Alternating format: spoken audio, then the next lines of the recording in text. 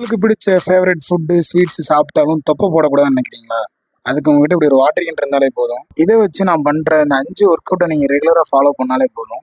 இது உங்கள் அப்டமை டார்கெட் பண்ணி உங்கள் வயிறில் இருக்க கொழுப்பை ஃபுல்லாக அது கரைச்சிரும். இந்த ஒவ்வொரு எக்ஸசைஸையும் 20-20 3 செட்டு பண்ணிடுங்க. அதாவது 20 ரெப்ஸ் 3 செட்டு. உங்களால் 20 பண்ண முடியலன்னா உங்களால் எவ்வளோ மேக்ஸிமம் பண்ண முடியுதோ அதை பண்ணி 3 செட் கம்ப்ளீட் பண்ணிடுங்க.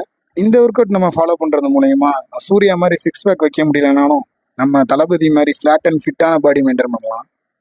அப்புறம் நான் ஜங்க் ஃபுட்ஸ் உங்களை சாப்பிடுங்கன்னு சொல்லலை. சப்போஸ் சாப்பிடணும்னு ஆசையாக இருந்தால் மந்த்லி 2 to 3 டைம்ஸ் மட்டும் எடுத்துக்கோங்க. அதுவும் ஈவினிங் 6 o'clock முன்னாடியே சாப்பிட்டு முடிச்சிருங்க.